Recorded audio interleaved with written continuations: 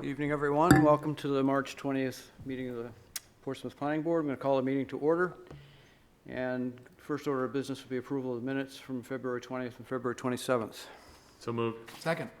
Any discussion? All those in favor? Aye. Any opposed? We've had a couple of requests to take some items out of order on the agenda. I'd raise it if a board member would like to make a motion. The only two that I think have come up are 581 Lafayette and the co-living amendment discussion. Not a requirement, I just mentioned it. I don't see any hands, I'm going to keep going.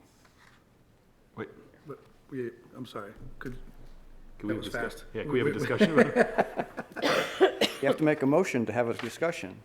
So, but 581 Lafayette and the co-living amendments, we've had requests to bring those forward because the 581 Lafayette in particular might be very quick. Co-living, I'm not sure if it'll be very quick, but I know we have a few people here for that. Motion to bring both of those Bring them forward in the agenda. forward in the agenda. And second. It take a vote of 6 to do it. So, was that a motion? There's a motion and That a was- first and a second, and I'll third it. I didn't know if that was a tentative. No. Okay, now, any discussion, any question? No. All those in favor? Aye. Aye. Any opposed? 581 Lafayette. We have a request for one-year extension. It says May 16th, 2024, conditional use permit and site plan approval. Lot 23, parcel 189. I make a motion, we vote to grant a one-year extension of the planning board approval on site plan and conditional use permit to May 16th, 2025. Second. Any discussion? All those in favor? Aye. Aye. Any opposed? Co-living amendments. Everybody get a chance to read? There were some, the legal department added a few things since our last meeting on the, basically the licensing requirements of the city clerk's office. And there's one thing in there that they still need to check that I'll discuss, I'll mention when we, For the purposes of discussion, I vote to recommend the city council hold first reading on the proposed zoning amendments as presented. okay, we'll have a public hearing, I believe. Oh, we are going to have one here? Public comment. Public comment, okay, public comment, okay, I'm sorry. You made a motion, I'll second. and all those in favor? Aye. Aye. And I think we will now have public comment. If folks wish to speak to, for, or against the co-living amendment, give you 3 minutes each, and please step up to the podium, give your name, address, and give us your thoughts. Good evening. Patricia Martine, Aldrich Road, longtime resident. And I'm hearing that co-living is a great idea for many. I've heard a lot of buzz about what's going on in town. It's one of the many creative ways to make meeting the housing needs in Portsmouth, which we know is incredible. Expanding the intended area via ordinance should not be something that creates fear in the community either. From my vantage point as a resident, I see it as an old idea turned new again. Single-room occupancy has been around forever. Urban communities have a unique opportunity to provide not only new construction, room and a bath with common privileges, but many of the larger, older homes situated all over would be conducive to various configurations of home sharing. There are many benefits to this approach. So many adults, young and old, do not require 2,500 square feet to be comfortable and well-housed. Furthermore, beyond bricks and mortar of this are the social aspects of home sharing. There are health and financial benefits to co-living. It's my feeling that we should be open to all types of living situations that will help meet the need. I truly believe if this were citywide, water would seek its own level, as it always does, and it would simply be one more offering in a lineup of choices to help address the dire need for affordability. Thank you. Thank you.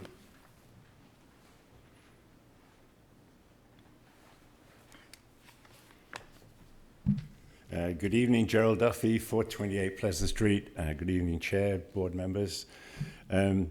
I advocate for affordable housing in Portsmouth, have done for a while, urging the construction of both sub-market rate and affordable market rate housing. I send out housing updates to over 230 Portsmouth residents on a regular basis. These are people who identified themselves as wanting to follow the city's response to the housing crisis. And this advocacy grew out of the Portsmouth Listens housing dialogues early last year, in which 176 residents participated. And the some of you are probably attending the presentation, the two top takeaways from those dialogues were that residents wanted, one, action instead of more reports, and two, a sense of urgency on the part of the city. So every week we hear about more housing casualties, people who already live here but can't afford to stay, including seniors on fixed incomes, young families who just can't get a foothold here, even people who earn a relatively good wage but are still priced out. The character of the city is steadily changing, favoring the wealthy. The residents most acutely affected are people who rent their homes. Half the city's residents are renters and increasingly cost-burdened.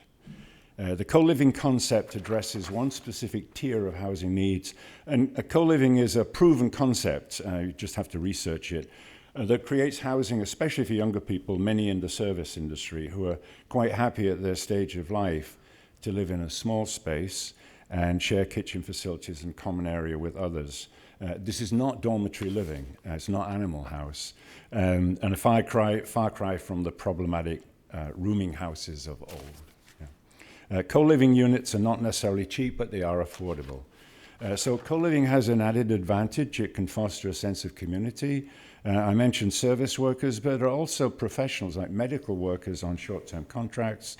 There are seniors who'd rather live with others and feel less lonely. And there are always people who are in transition, like the recently widowed or divorced. I think it would be a mistake to treat the McNabb project as an unproven experiment that we somehow need to test to wait and see how it turns out. It will probably realistically take 4 years from now to evaluate this project. And so we don't have the luxury of that kind of time. I have yet to meet anyone concerned with housing who does not think this is a good idea. I would therefore urge the Planning Board to recommend this type of housing solution to the City Council and expand its scope. The housing crisis in Portsmouth will only get worse. The employment base at Pease Tradeport continues to expand. I think Lonza alone is expected to hire up to 3,000 new employees in the next few years. Well-paid scientists who for sure want to live in Portsmouth if they can. This is a unique opportunity for the Planning Board to approve an exciting new source of housing and help move the needle in a positive direction. Thank you so much for listening. Thank you. Anybody? Go ahead.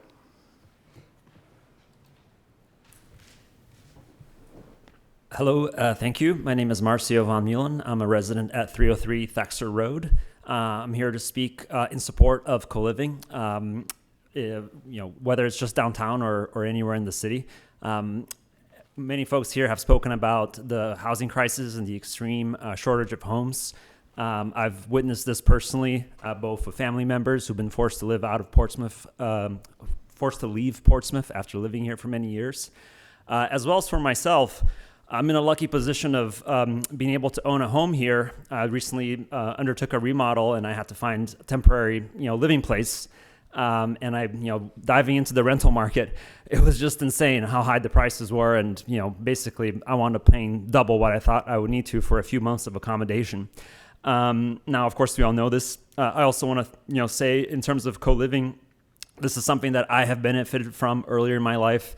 I think it's something that, should be available to other folks in this community. When I think about the situation in my neighborhood, down by Lafayette Park, when I go home at night, I don't see a shortage of parking. Like, there's plenty of spaces on the street, and I don't see a shortage of single-family homes. There are plenty of homes that are basically, dark after 6 or 7.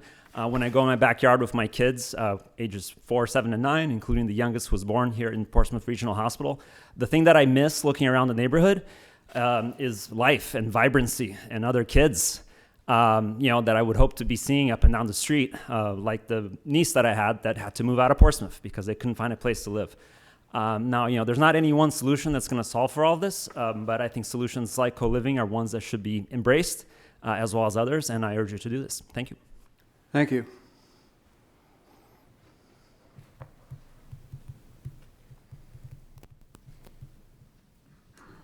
evening, Elizabeth Brader, property owner, 159 McDonough Street. As I reviewed this write-up, I think it was done very well. A couple of things that I noticed, I was just curious if you can't answer this, I know, if the inspection and the fire department was consulted in regards to these. The other thing that I thought should be changed on 10.18.15.29, it says, co-living common areas shall compromise 1,200 square feet per gross area, blah, blah, blah. And I would think it would be helpful to put in as per definition, because most people don't know when they look at zoning that the definitions are in the back in Chapter 15 and not in Chapter 8, unless you're going to add it to the back of Chapter 8. So if not, I think it would be helpful to have it in that particular one where it says co-living common areas as per definition, because that was missing. I thought at the meeting it had been discussed that it was going to be one space for every 4 residents. And now I see it's one space for every 4 pods, 4 co-living units. So that was a little disconcerting, because that means that you could have 8 people and only 1 space. So I thought that was unrealistic, but I thought it would be something to consider. I also thought we talked about, well, you talked about, that the pods would be made up of units of 10. So it does say 40 per floor, but I thought that it was going to be encouraged to have smaller groups on a floor as opposed to having all 40 opened up to one kitchen. But I think the way you're trying to keep that under control has to do with the common area. I didn't have time to really think about it that hard, but if the common area is what forces that, then it's not a necessary thing. But if it's not, then I thought it should be in there. And that's my 2 cents for tonight. Thank you very much. Thank you. Anybody else? I'd just like the record to note also that Councilor Moreau reached out to the chamber, as we talked about at our last meeting. Did you want to give that data? Oh, okay. So yes, the Chamber Collaborative of Greater Portsmouth, we put together 4 questions. The first one was just outright asking, and this was targeted towards businesses so that we could get the business feedback. And the first one was just, are you familiar with the concept of co-living, which all but one of them out of 41 respondents said that they were familiar with it. So that was good news. It's not a new concept for our business community. The second question is, the City of Portsmouth Planning Board is currently working on adding co-living to the downtown zoning as a way to promote more affordable living arrangements for people. And do you agree, we asked if they agree if this is a desirable way to create more affordable housing options for the downtown. And that was overall 78%, the downtown businesses 77%, and other businesses were 86%. They all thought they agreed that was good options for downtown. Then we asked if they agree or disagree that co-living units would be an added benefit to the culture of downtown. And overall, it was a 76% agreed that it would be a benefit for overall businesses. Downtown businesses, it was 77% thought so, and other businesses was 79%. And there were some additional comments. I don't know if this got posted to the website or not, but I know that at least all of the members have gone, there's additional supportive comments. There were several of them, and a few in opposition as well. And the last question just was talking about the parking. And if co-living units were within a short walk from public parking garage, would you agree that no parking requirement would be appropriate? And that was about a 68% overall, 64% agreed for downtown businesses, and 85% for other businesses. Is that a good overview? Anything else you want me to hit? Let's just make sure that goes to the council with our recommendation. Oh, I have it, and I will make sure it goes. Okay. We have a series of a couple of public hearings this evening. Before we move on, I'm sorry, I thought when I made a motion. Talk about it? I thought we were gonna talk, and then it was immediately a vote. Can we have a second? Do we have to? Of course. We have to change the rules or vote to? No, Okay. I'll just stop going forward. Yeah, I have no problem with moving this on to the city council. I just want to point out, I was thinking a lot about this. You heard my comments last time we had the work session on this. we don't really tie affordability to this ordinance. We just tie square footage. And I know that there are other communities in New England that will have, they have very tiny units, not this small, but they're having, you know, when you look at it, they're getting like $7 a square foot, which is absurd. Like a typical apartment in Portsmouth is like $3 to $4 a square foot. Those are the prices that people were complaining about because you get 1,000 square feet, $3,000 a month. That's really expensive. There are apartments that are really tiny, but they're still in those high 3,000 square foot, $3,000 a month, but they just shrunk the size of the apartment. And I don't know if we're going to get to the goal. Like, I don't want to pass this. My fear would be this passes and we'd have just as expensive apartments just living in tiny areas. You know what I'm saying? And so I don't know, I don't want to slow things down. I want to get this moving. I think we're ready for it, but that's just a cautionary thing that I wanted to put out there. And if that can trickle down to the city council when they're discussing it, or if the staff wants to think about it, there's other chances to pause. So I think just from the research I did before we got to the stage we're at with this, the transition from the 10-person boarding house to the larger sizes of what we have presently before us might be the opportunity for what you're speaking about, with adding a layer of affordability in there for calculations. The other thing that I've heard from a couple of people out on the street is 24/7, 365 in-house is expensive. So if you have a smaller number of units available, then again, that ties exactly into what you're saying. So if you had an arrangement, and I've discussed this with the legal department, if we had an arrangement, or the applicant had an arrangement with a property management company, that it was 24/7, 365, but not necessarily in the building. Just That- take away the That might be outside. acceptable. Yeah. And that we could take that expense out and, provide that more affordable assurance. So, yeah, it's a good thought. Bill, you had your, Somewhat in the same direction. The discussion is all about features, and it's not about pricing. In order to have a potentially low-cost housing in downtown, you need to have the features right, which allows the underlying cost for the owner to be able to price it and make a profit at it. But there's no cap in the way this is written on what that pricing might be. There are ways to cap the pricing. HUD has a set of dimensions based on the area median income, how many people there are in the unit. And we have that in our workforce housing, yep. we talk about affordable in the headline of this, but we never really do anything to make sure it's actually affordable to the person that wants to rent it.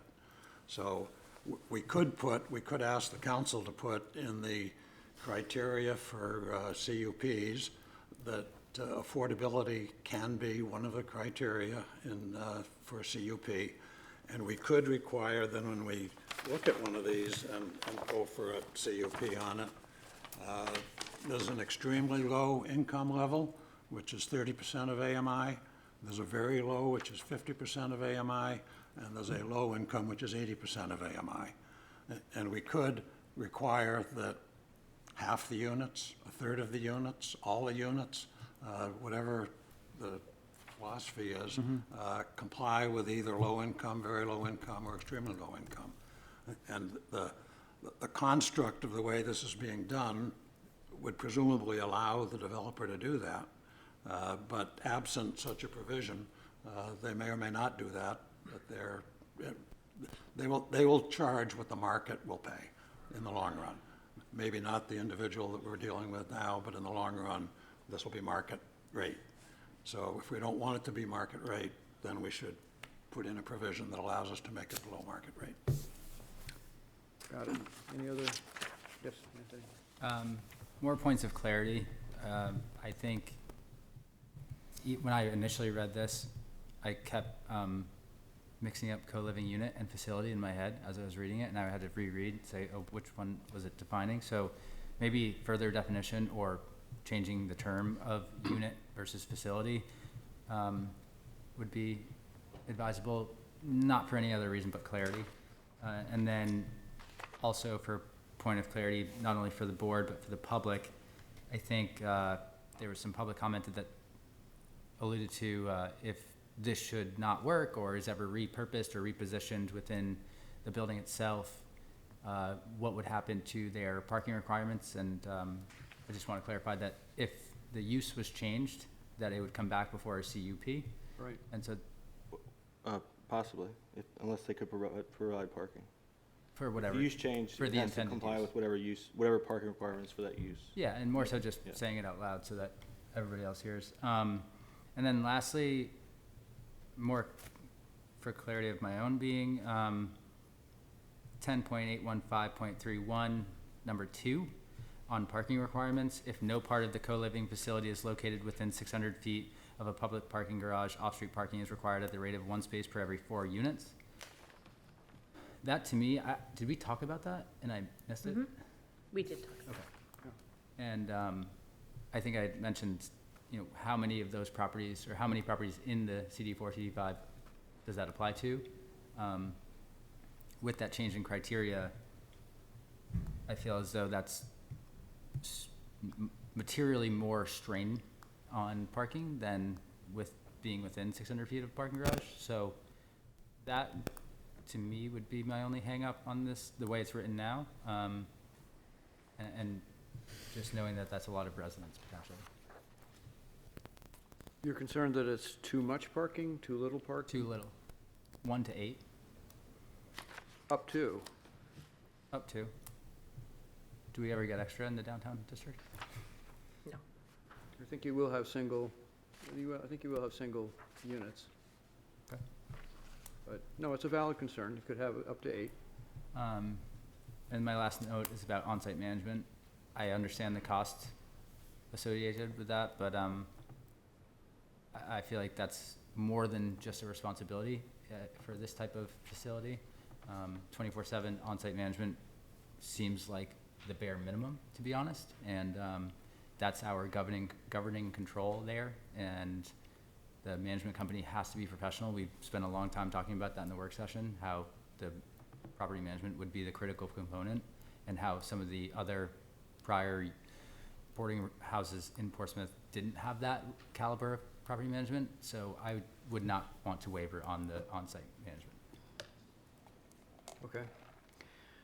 Well, I've heard some criticism of the ordinance we voted to recommend. Does there anybody want to reconsider their vote? We haven't voted yet. Just on the, just to pick up on one thing that Andrew said, as far as the on-site management,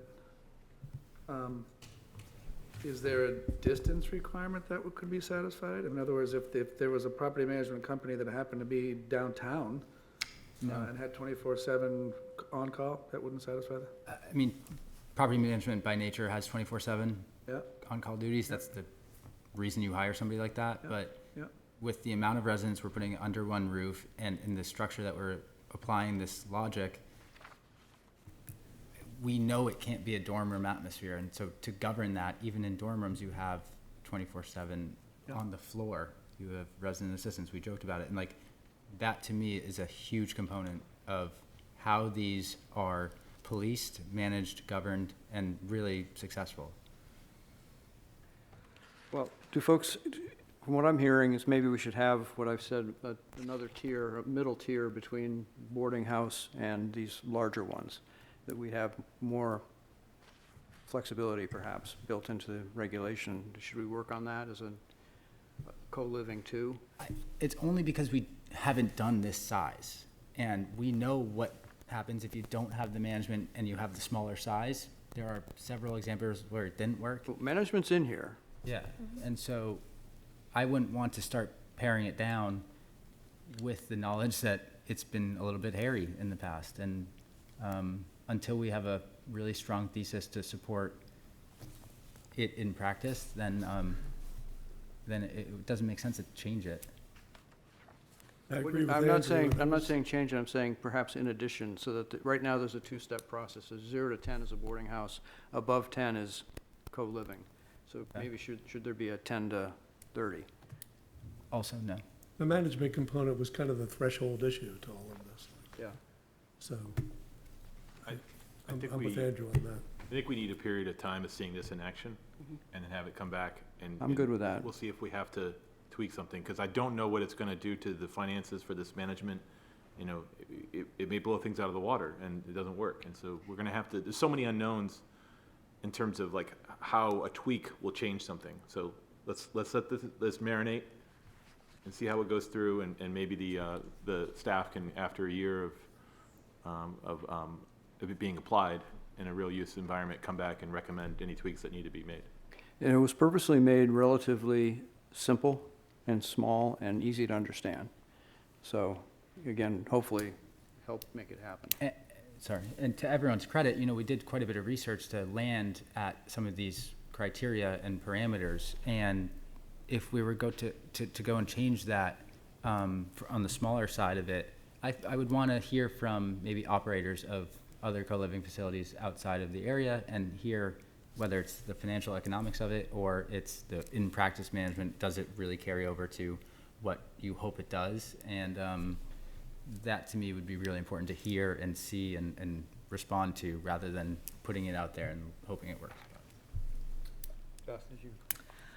There was a lot of requests from the public about also expanding it beyond CD4 and CD5. And I know we had originally talked about doing that, and I do agree it will probably take some time before we actually have any feedback. So I guess my question to the board would it be, I could see this going one of two ways. You expand it to all character districts, or you could expand it to the 2 gateway districts, right? Which one would make the most sense? I think it has to be one that has to have some density to it, so that, you know, it's allowable and could possibly make it work. If you do it to gateway, you might actually get some office building conversions that actually could be really handy to be able to use the co-living in an office building that is empty and doesn't have any purpose right now. So I want to throw that out there and see what other people think. Bill? So I'd like to know if there's any appetite to include a provision that ensures that that the pricing is actually affordable. So I think in New Hampshire, you'd have to have some incentive-based, you have to be incentive-based to require workforce housing, like in our other requirements in the gateway. So you'd have to have an incentive. We can't mandate that they do workforce housing. Isn't the incentive the So boarding, the work co-living? I appreciate that perspective. My good friend ChatGPT tells me that in New Hampshire, it would be possible for us to do this. ChatGPT could well be wrong, but I'd like to ask at least that the city attorney take a look to see if there's a way that we could put in a requirement that for within the CUP requirements, that we have a affordability consideration. We've got several things we're going to be talking about in a workshop session. Should we add a discussion about expanding it outside the downtown and talking about some of these things at a workshop, so we don't have to keep people waiting this evening? Does that make sense? Yes. Okay, why don't we do that? And I'll follow up with the city attorney on that question. I wouldn't be in favor of adding affordability at this moment, just because we are only downtown where we have the highest cost of value of property, and you're asking for on-site management. So those two things really drive the cost up. So if we were asking for workforce housing levels, I think that would be difficult to accommodate in that area. Not saying it might not be a piece for an expanded area that might actually work. I'm good with the way this is right now to get it started and to try it and see how things go. So, any other discussion on co-living? All right. Thank you. Public hearings. So we have rules. Some of you may not be familiar with the rules that were changed late last year. On the public hearings, when they're opened, there'll be a presentation by the proponent, questions by the planning board, public comment, limited to comments to, for, against the application. There's up to the possibility of 3 rounds, 3 minutes, 5 minutes, and 5 minutes. You can't speak in the second or third round unless you speak in the preceding round. If you wish to present something, you have to do that in the second round. First and third rounds are just speaking. When the public hearing is over, I will close the public hearing, and then it's board deliberation. If you have any comments, you direct them to me, but there'll be no question and answers during the public hearing process. except by the board members. So the first matter we have for a public hearing tonight is request of 96 State Street LLC as owner for property at 96 State Street, requesting a conditional use permit under section 10.1112.14 to allow 0 parking spaces where 30 are required. This property is located in Assessor's Map 107, Lot 52, and lies within the Character District 4, or CD4, and the Historic District. Who is here to present this application? Good evening, members of the board. Darcy Pizer on behalf of the applicant, 96 State LLC, owner of 96 State Street. The applicant, 96 State, is seeking a conditional use permit, as the chairman said, under section 10.1112.14 of the ordinance to provide less than the minimum number of off-street parking spaces as required by section 1112.30. So the conditional use permit is necessary to allow the applicant to expand and convert the upper, second, and third floors of the building located on the property to a residential use. The building is mixed use with restaurant space on the first and second floors, occupied by Domo, which has been there since around 2014. Currently, Domo uses the second floor of the building as additional restaurant space. However, the owner of the property is seeking to expand and convert the second floor to residential space to be occupied by the owner of the restaurant and her family. The third floor will remain a residential use and will be occupied by employees of the restaurant. In the past, the third floor was permitted as a spa, and before that, when the building was occupied by the Common Man restaurant, the third floor was permitted as a residential use. The owner submitted an application and building design drawings to the HDC, which were considered and approved by the HDC at its September 4th meeting. The plans, as approved by the HDC, show a small addition on the second and third floors in order to infill the space between 96 State Street and 100 State Street. Presently, there's only a one-story structure. The applicant is seeking to add 575 square feet of residential space to the second floor and 350 square feet of residential space to the third floor. The property is centrally located downtown. It has no designated off-street parking spaces. There's an alley or loading zone to the rear of the property, but it's not used for parking, and it does not comply with the city's regulations for parking spaces. So it was not factored into our calculations. The applicant has submitted to the planning board a parking demand analysis prepared by Altus Engineering, which calculates the existing number of off-street parking stalls required under section 1112.30 based on the present uses of the building being commercial and residential on the third floor at 46 spaces. This is calculated based on the current space allocation, which is 2,625 square feet gross floor area of restaurant space on the first floor, 1,740 square feet of restaurant space on the second floor, and 1,740 square feet of residential space on the third floor, using the table provided in section 1112.321 to calculate the number of spaces based on the current use, which comes to 46 spaces. The parking requirements for residential use require that any dwelling unit over 750 square feet be allocated 1.3 spaces per unit. For non-residential, specifically eating and drinking spaces, the requirement is 1 space per 100 square feet gross floor area. And I'll just note that the formula provided in section 1112.60 relating to shared parking for mixed-use developments doesn't change our calculation. So the required amount of spaces based on current use is 46 spaces.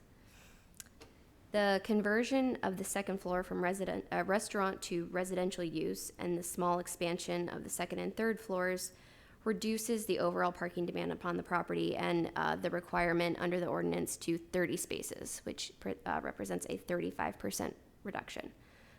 The reduction in what's required is due to the reduction in size of the restaurant space and the reduced parking demand associated with a less intense residential use as opposed to the more intense restaurant use.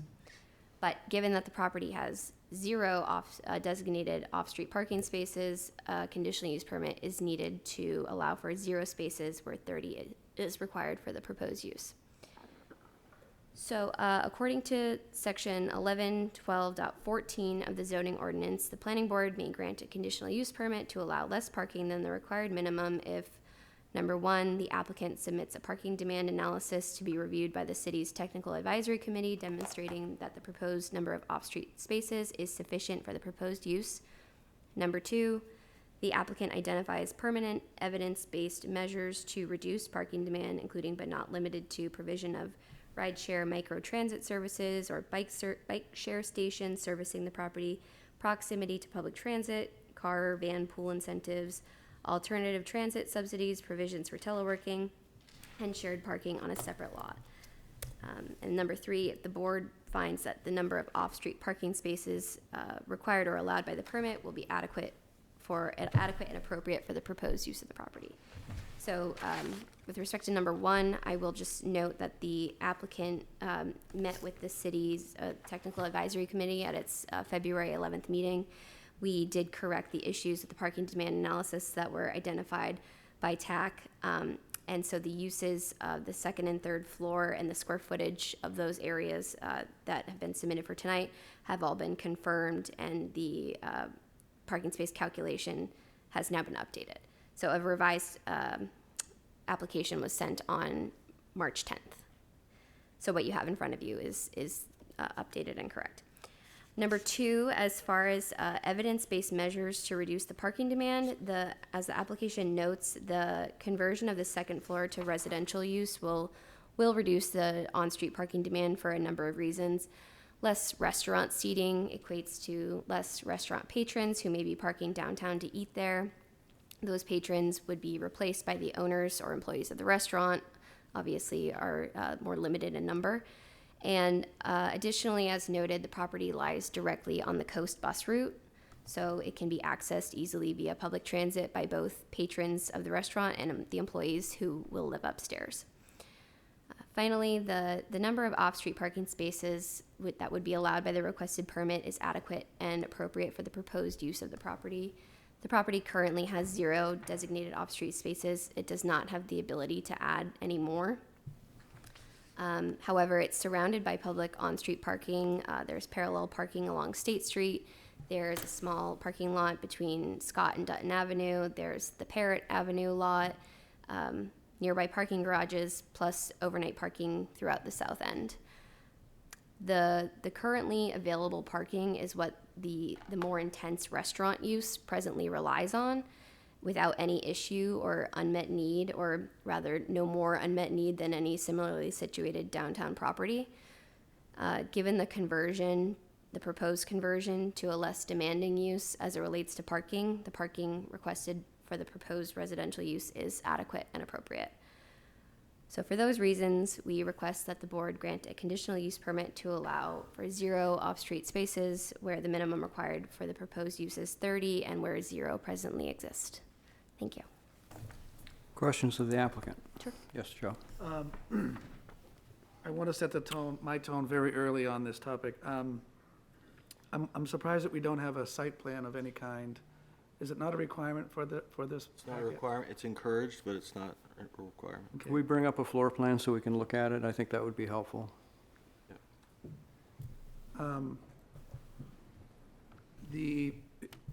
Maybe it's the most recent packet that has come before Land Use Board, whether it's the Historic District Commission or wherever else.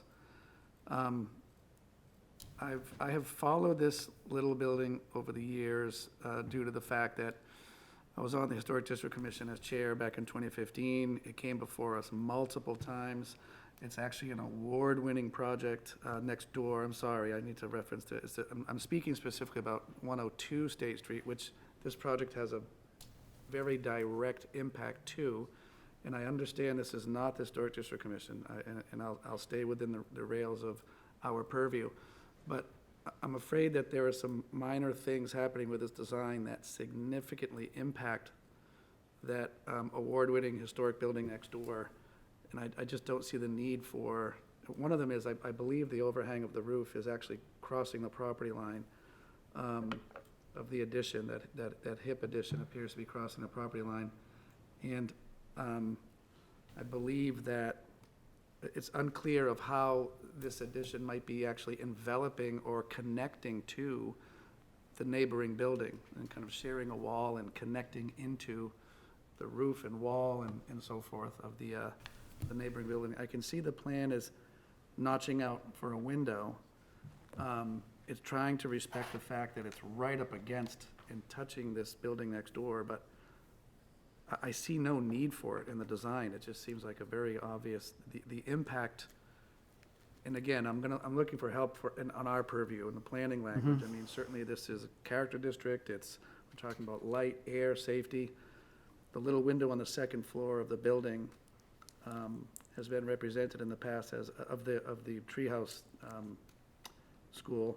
The little window that they're notching around, this applicant referenced it as an illegal window. It's not, which is not the case at all. That window was discussed in great detail with the building inspection department and at CHDC meeting. So I want some guidance on how we can approve this. The parking issues, we've approved before. I've been on the right side of that decision many times. I'm not concerned with the parking impact of the project. Your presentation makes complete sense. I understand how that is not that's not a unique situation, but I believe this is a very, very unique situation, and where we're actually having to, for no reason at all, touch the building next door. We don't have to. It can remain held away 2 feet, a couple of feet, and still work. Tony had his hand up, and then Andrew. We're not doing a site plan review here, right? I mean, it's not the application. The application is just a CUP. Am I wrong? You're correct. So are we limited in only discussing the parking? That's Joe's question. The parking is directly related to the size of the proposed addition. You don't get the calculations that support the CUP without looking at the floor plan, which is why I asked that come up. And the applicant has explained, and I will let you explain further, that the calculations that are in the Altus engineering analysis are based on these plans. I think we should see these plans because they're necessary. They're inextricably linked, in my mind. That roof going over the property line, I mean, I'm a land surveyor as well as an engineer, so that concerns me as well. And I think you had some point. I'm going to give the applicant a chance to speak now, and then we'll have more board questions. Sure, thank you. We are aware of the concerns that have been raised by the board have been raised by abutters as well. And with respect to the floor plans as they relate to the parking demand calculation, which is the focus of tonight's application, if we were to revise the building plans as submitted so that potentially that area that abuts up to 100 State Street is smaller, either the hip roof is gone or we pull the building back as designed, then it actually does not change the parking demand calculation because it remains at 1.3 spaces per dwelling unit over 750 square feet. So the ask remains the same. We need 30 spaces where zero exist, and I'm sorry, yes, we need 0 spaces where 30 are required and 0 exist. So any revision to the plans, which should and will be, can and will be addressed at the building permit issuance level and potentially resubmitted to the HDC for an administrative approval, don't change the nature of our request here tonight. Okay, I don't think that exactly answered the question that some of us have. I mean, to my mind, and I've seen this with, let's assume it was a subdivision application, which it isn't, but this is a very common thing that planning boards see. I've seen applicants show plans that have many things on them, but there's a note, this is just intended to limit you to lot 4 or unit 6. Despite that, it shows the whole thing, and once the planning board approves it and gets recorded, now it looks like the planning board approved the whole thing. My concern, which I share with Joe, zoning is more comprehensive. The approval you need is a CUP. I agree with that completely. And our criteria for approving the CUP certainly includes the calculations and the discretion that's built in, which we can require more. I don't see a rationale for this, but just to make it clear for the record, the board could say, yes, the regulation says you need 46, we think you need 56. I'm not saying that, I recommend that, it's just, that's the way it works. However, the plans that do support the request show things of concern, and I think the general intent and purpose of the zoning ordinance does loop those in to where we can raise those concerns. And I don't know what the abutters might have to say, we'll get to that in a little while, but are you proposing to change the plan for administrative approval at HTC to address these issues, or was that just a for instance? Not presently, no, but if necessary, that would be the plan. Obviously, the intent, we understand a building permit will not issue if there is a connection to the abutting building as shown by these plans that the abutting building has not given its approval for.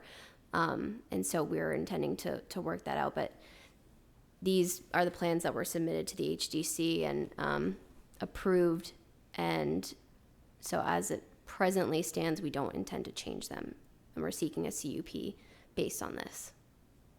Okay, Andrew, I think you had your hand up. Is the alleyway owned in fee simple by this applicant? Yes. And it made reference to the fact that it'd be occupied by the restaurant owners, but we have no way of tying that statement to this approval. I'm sorry, say that again? Your narrative says it would be occupied by the restaurant owners and their employees, which in theory acts like a tying or binding component of your narrative, but we don't have a way to tie that type of statement to this approval. Correct. We're not looking to make that a binding condition of this approval, but that's the intention of the applicant, is to reside in the second floor and allow her employees to live on the third floor. Yeah, I think it changes the value of the approval. Part of my confusion is, vote that the conditional use permit application meets the requirements set forth in section such and such. Does it?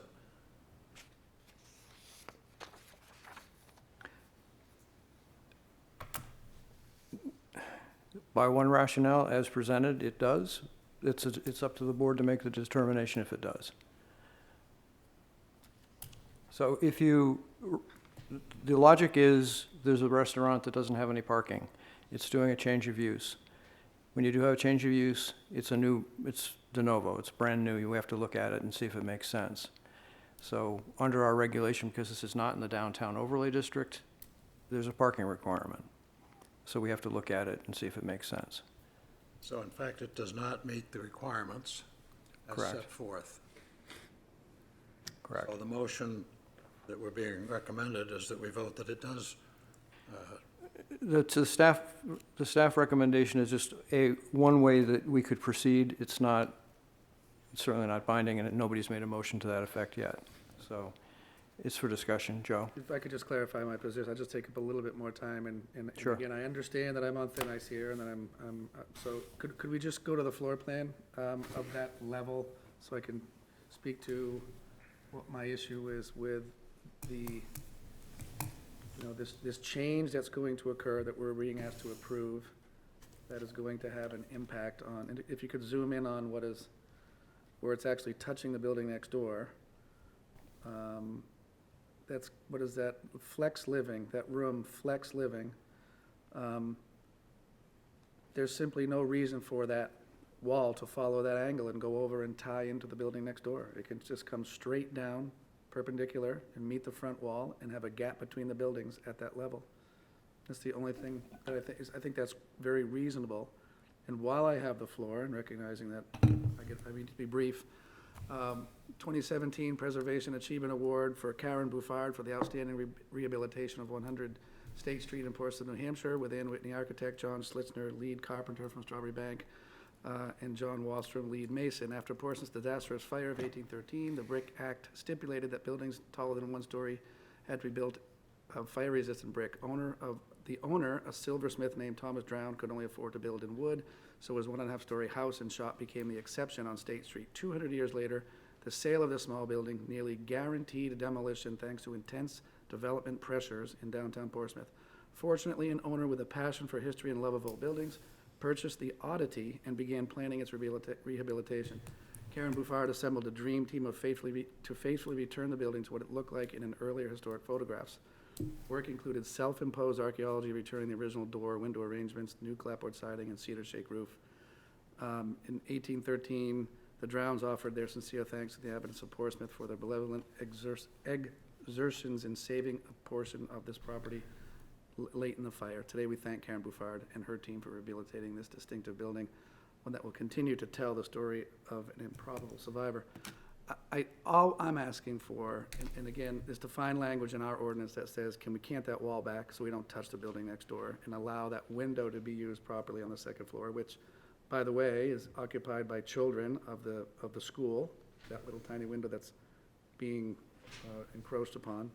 And there's no reason to disturb the wall and connect into the wooden roof and all the above. It's a simple ask. Tony? All right, I gotta ask a question first. Are we positive this roof overhang crosses the property line?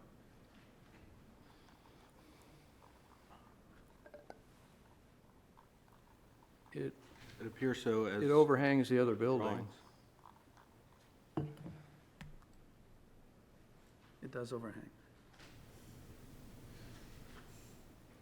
Very confused what I'm looking at on the screen and what I'm looking at when I'm standing on State Street in Google Maps. Because the building appears to be several feet away from that. So they're doing additions. The surface of this going back in an angle. This roof is new, proposed on the screen. And then here's the gable of the abutting property. This line. But if you go to the existing plans, Yeah, so this is the proposed addition. yeah, I'm aware, but if you go to the existing plans, the right side of that wall appears to be in line with the right side of the proposed. They're just going vertical. That's what it looks like. And I'm staring at the photo here, and there's several feet of clearance between. I'm wondering if what we're looking at is different elevations from top down. Like the building on the right might be elevation 10 feet, and the roof on the left might be. Yeah, I have that. I have that on the screen. But it is either there's something weird with the angle from the street, or it seems like there's a big gap between these buildings. And then I'm like, what are we doing here? This is an HDC thing. The only concern I have is that if it is overhanging the property, like I worry that we're approving something overhanging the property line. Everything else, I share your concerns. I just don't think it's our authority. That's the HDC. Well, question, do you know, attorney, does that roof overhang the adjacent property? I don't believe so, but I've reviewed the same plans that you're looking at now, and I did not come to that conclusion, but I can't say with 100% certainty. And you came to that conclusion because you think it's why? Because it sure looks like it's over. Maybe on the 3rd floor, that the hip roof overhangs, but I don't believe the 2nd floor will overhang at all. Based on that drawing, it does appear to be, but I can't say with 100% certainty. Well, the roof's on the 3rd floor. Yep. So that's where the overhang would be. So as you just said, it looks like it overhangs. Correct? Yes. So it does appear that it's across the property line. Mr. Chair, my proposal is, and I'll make this a motion if you want, is that we postpone the application so we can get this issue resolved. If there's abutters in the audience, they might be concerned about this. We need this resolved. to move forward. I don't see us resolving it by perception or conjecture here. We need absolute facts. Well, I was going toward what do we need to have resolved. That's one issue. The other one is the window that Joe was talking about. Does that need to have a distance separation from it based on fire code or building Should, code? yeah. I don't know building code. You know, I'm a zoning guy. Yes. So we need a representation, certification from building people, what's needed there and whether or not we have an overhang. What else is there? Yes. Back to the issue that Andrew brought up, you're basing all of these calculations on employees and the owners living on the second and third floor. How would those calculations change if the owner decided to rent out the third floor to anyone in Portsmouth? It would still be a single dwelling unit of over 750 square feet requiring 1.3 parking spaces. But you guys are arguing that if it's employees, they're less likely to need cars, the coast bus is there. So you guys are kind of making it seem like if there's employees, they're working where they live, so they're less likely to need cars. But Well, if the third, oh, I'm sorry, continue. if they're renters who don't work in downtown, then they're gonna have cars.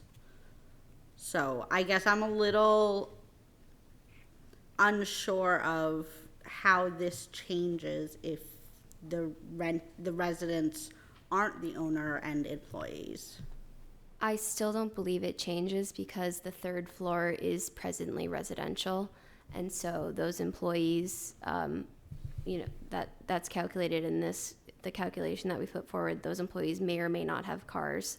And so if the owner elected to rent it out to other tenants, any tenant who may or may not have a car, it would be the same calculation. I'm not representing that the employees don't have cars because they live and work downtown. The question you're asking, Ryan, ties into what Bill asked, and it's the discretionary part of the board. When we come to looking at what the board might ask the applicant to provide from 0 to whatever, that's a factor that we would consider. So if there was a rationale that, whether it's employees or whatever it might be, that this particular location, because of all the factors, transit use, bike share, if it's been provided, all those things that can provide you a rationale for fewer parking spaces being required. The calculation doesn't change, the initial base calculation under the zoning, but then when you get to the conditional use permit, that's where the discretion comes in. This is a public hearing, so we have to hear from the others before we can have your motion, but if you... No, I can wait till after the public hearing part. Okay,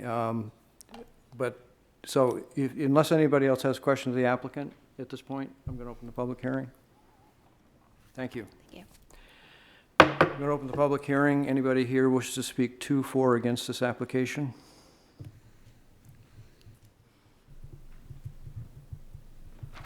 Thank you, Mr. Chairman, members of the board. I'm Tim Phoenix from Hopeful Phoenix, Gormley and Roberts. I'm legal counsel to Karen Buffard, who's in the third row there with me. She's the owner of the LLC that owns 100-102, which is the immediately abutting property.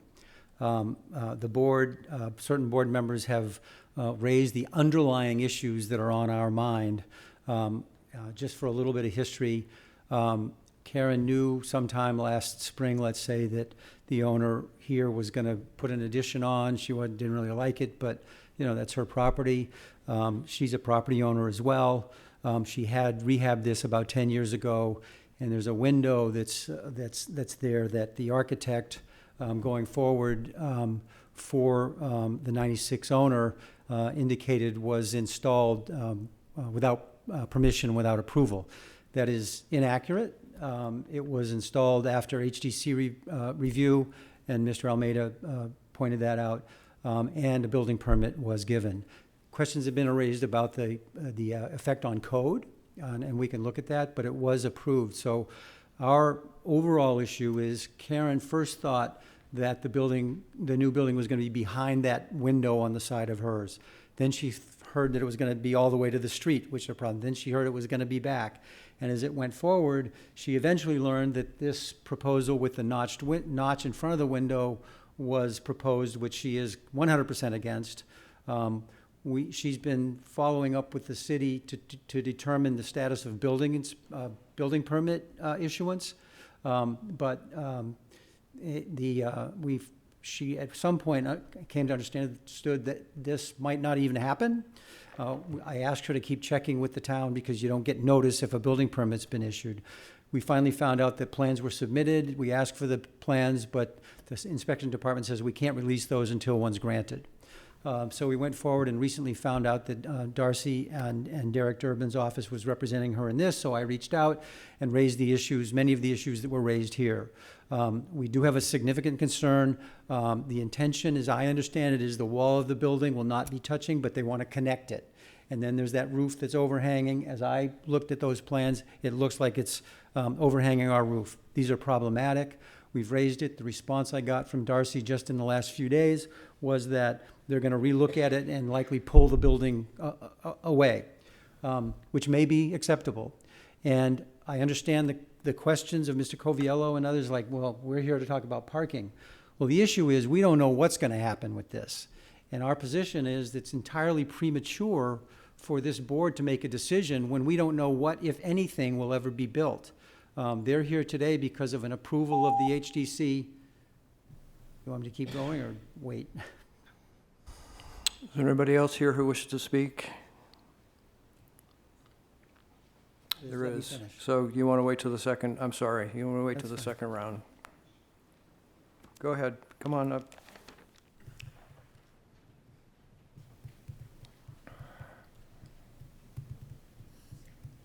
Good evening, Elizabeth Bratter, property owner, 159 McDonough Street. I only had issues in regards to the parking. I wasn't aware of the other stuff, but I do agree that it should be postponed because usually I thought it was kind of empty. But anyway, one of the things I found very disconcerting was the fact that the additional overnight parking that's available is in the south end. And I'm sure if the neighbors that lived in the south end would show up, they would have had read this. If they knew it existed, they probably would all be in here by the hundreds to let you know that the south end does not have any overnight parking available. So that was one thing. The other thing that I thought would be interesting to look at is how the downtown overlay district impacts this particular property. And the reason why is, if I remember correctly, and I could be wrong because I didn't look it up before I came, is that the downtown overlay district allows commercial to not have any parking requirement. So technically, if they had been in the downtown overlay district, they would only need 3 spaces. So that's just something else to think about while you're looking at this parking thing. The reality is the downtown overlay district is in a residential neighborhood. We'll talk about it another day, but it doesn't seem to be on this commercial piece of property, and that's why they need 30 spaces as opposed to 3. I didn't know whether or not, if you were to look at the parking at a later date, that you could put stipulations on the owner-occupied second floor, because it sounds like the owner is using kind of a pseudo parking space to park their cars so they can be right on site. But if it was rented out to someone else other than the owner, then that would create a need for more parking. So I thought a stipulation could be put on that to say at least one of the 2 apartments would have to be owner-occupied. So that's my 2 cents, and good luck with the building. Thank you. Any other first-round speakers? Anybody on Zoom? No. Second round, Mr. Phoenix. Thank you, Mr. Chairman, members of the board. I was almost done. The point of all of this right now is I can go through the questions I have about the Durbin Law, Darcy's submission, and Eric Weinreb's. And by the way, I'm usually here representing people who are trying to get things done. I can't remember the last time I opposed something. And I don't know that we oppose the building that they want to build as proposed, but we don't know that we oppose the parking yet because we don't really know what's going to be built, and we don't really have a good feel for what's happening in the existing restaurant. I'll point out that Eric Weinreb's proposal or report says that he didn't do his own study, didn't look at any plans. He relied upon the architect. And with no plans to base it on, we don't know what's there today exactly. We don't know what's going to be there. So our position, and we are in favor of continuing this, is that it is a minimum premature for this board to make a determination of parking when we don't know exactly what, if anything, is ever going to be built. I think the rest of the comments that we wanted to make, which were sort of tying our concerns about the building to the parking, good questions were raised about, well, you know, you're saying it's for employees, but they didn't stipulate to it. Those kinds of things, I think we can wait and deal with next time, and maybe it goes away if we get the right answers on what they're going to build. But we would be in favor of a postponement while they try to address the concerns of the board. Thank you. Any questions of me? We don't do questions during public hearing. Okay. Any other second-round speakers? Nobody on Zoom? Okay, I'm going to close the public hearing. I heard issues about the overhang, whether or not it's an encroachment, building, fire code issues, and then the one that was just raised about whether or not Eric Weinrub's calculations conform with the plans. With that said, I want to make it clear, I'm not opposed to this restaurant. I'm not opposed to this restaurant's expansion, so long as it's done according to, you know, not encroaching on an adjacent property or anything like that. So with that said, I would make a motion to postpone until we can get answers to the questions that have been outlined. The questions are the parking calculations based upon the actual intended use of all levels of the building. We will have a question about the roof overhang in proximity to the parking lot. I'll state it, whether it's appropriate or not. A question about the proximity of the building to the adjacent building and any fire code requirements that are drawn out about that. And then I'm seeking the board's help for anything else I missed. A date certain? yeah, I think the word is continuance, not postponement. Continuance, sorry. Could I just have you clarify one thing in your last stipulation? Don't be specific about fire code. You could simply say code requirements. Building code 'Cause requirements. There could be egress requirements, there could be light, there could be. Yeah, building code requirements. Thank you. Is there a second for that? Second. Any discussion about that? Everybody? So we'd continue for a month? Is that make sense? A month is good. Unless, To the next So yeah. the, meeting. A month's to good. the next meeting. So Next meeting. the correlation, the only question I had, the correlation, the parking calculation would be for whatever plans are prepared that conform with the other concerns. If they're non-concerns, then the plans submitted conform. If those are concerns, the plans have to be revised. Staff clear on this motion? Yes. Okay, good. I'm comfortable with everything that was said. Okay, So. any other discussion? Yes. You know, I studied this application for a conditional use permit for parking. And in it, I see that they went to HDC in September of last year. They went to TAC, and this is a non-conforming use for parking. And what they're proposing to do will make it less non-conforming, and we've done that before.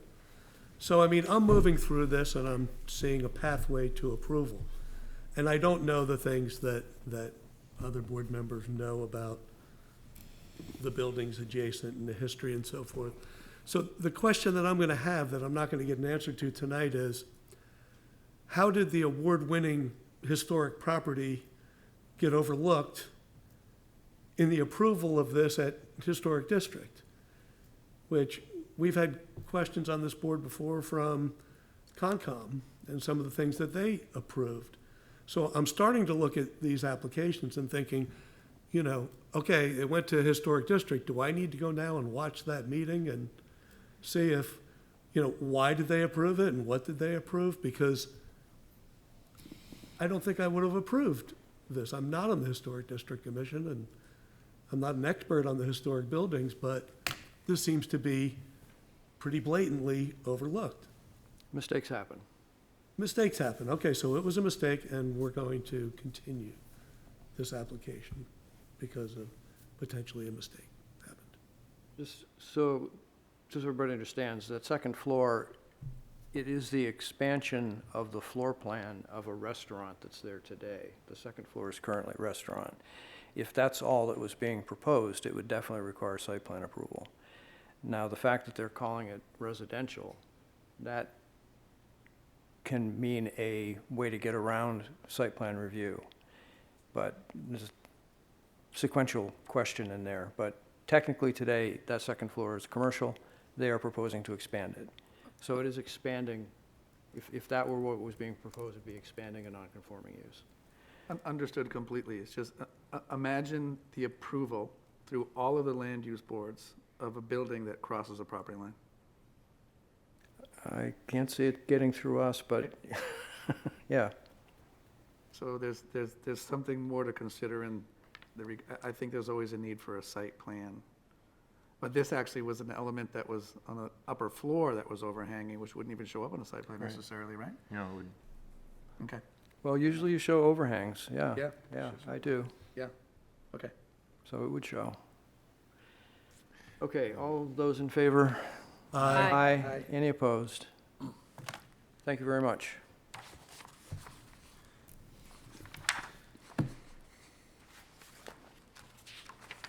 Next, we have the request of HCA Health Services of New Hampshire Incorporated, DBA Ducharme Macmillan and Associates as owner, for property at 333 Borthwick Avenue, requesting a wetland conditional use permit in accordance with section 101017.50 for the removal of 3 existing 24-inch culverts and replacement with a box culvert.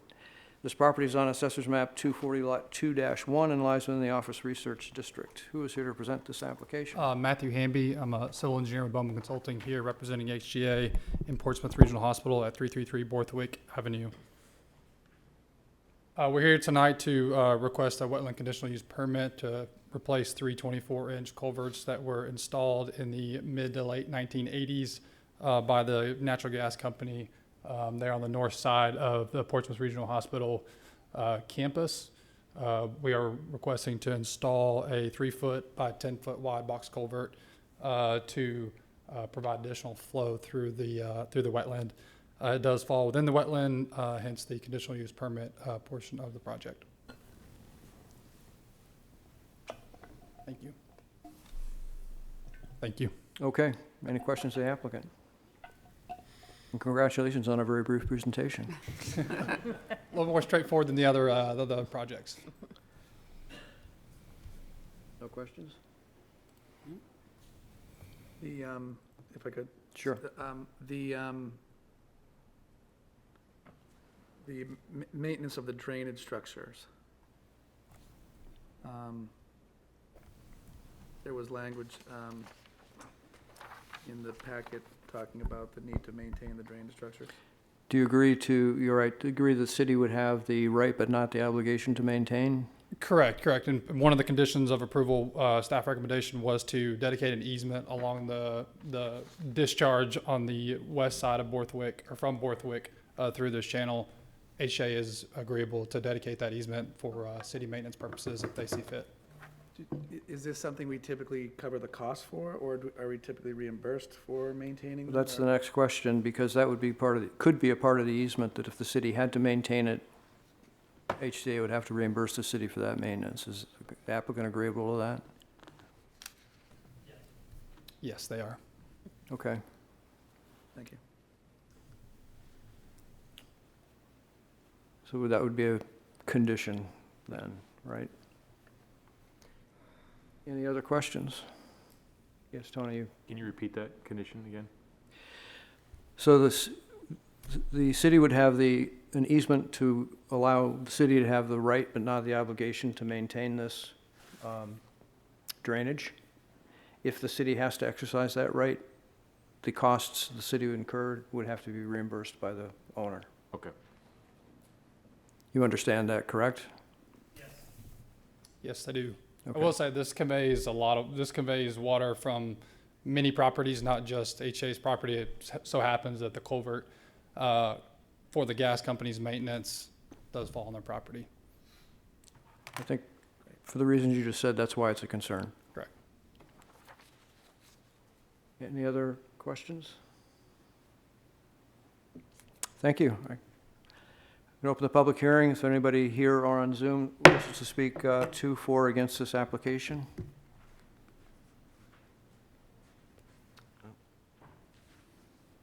Anybody here or on Zoom? Last call. I'm going to close the public hearing. Mr. Chair, vote to find that the conditional use permit application meets the requirements set forth in section 10.1017.50 of the ordinance and adopt the findings of fact as presented. Second. Discussion. All those in favor? Aye. Aye. Opposed? Vote to grant the conditional use permit with the following conditions. 2.1 as outlined in the staff memo, and 2.2 with a small edit to codify or to add in the language of where the applicant will pay the cost if the city needs to make any repairs. So the applicant would grant an easement to the city, allowing the city to have the right but not the obligation to maintain, and then a reimbursement provision if the city had to exercise that right. That's another way of saying it, yes. Yes. Any discussion? You have a second? Second? Second. Oh, yeah, I think, okay. Second it. All those in favor? Aye. Aye. Any opposed? Thank you. Thank you. I'll be abstaining from the next. Okay. We have a preliminary conceptual consultation request of Brora LLC as owner for property at 0 Dunlin Way, which will be requesting site plan review approval to construct 3 six-story multifamily residential buildings consisting of approximately 270 dwelling units with associated site improvements.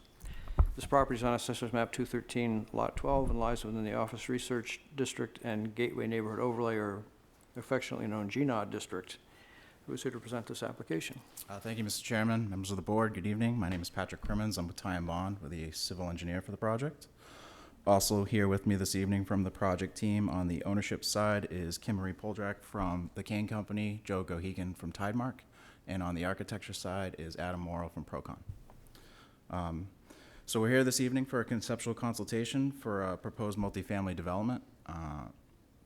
The site itself is situated on map 213, lot 12, as the chairman just read. It's an 8.4 acre parcel, as seen here in the aerial. And as the chairman just indicated, is part of the recently adopted GNOD district. So just looking at the aerial here, you can see that the site is bound there to the north by Portsmouth Boulevard, to the south by the Osprey neighborhood, to the west there by the Hilton Homeward Suites, and then some residences along Dunn Way. And I should mention, I think the actual address of this parcel is 0 Dunlin Way, because the road as it comes up is Portsmouth Boulevard, and at some point it changes into Dunlin Way. So if there's any confusion, if I say Portsmouth Boulevard versus Dunlin Way, I just wanted to clarify that. So if you want to go to the next sheet, please. So this is just a kind of a zoomed in picture of the existing condition, and this is an important plan to show because of the site constraints that it represents. The site itself, up along Portsmouth Boulevard, you can see that it gently slopes up about a third of the site towards the Osprey neighborhood at kind of flat, gentle slope, but then immediately gets to a very steep pitch that rises up to about a 50-foot grade change. It's between 40 and 50 feet. That's important to note because of the way the development is sited. So if you want to go to the next sheet. So here's the schematic site plan that we've submitted. This is conceptual at this point. We're looking for feedback from you folks this evening before we proceed.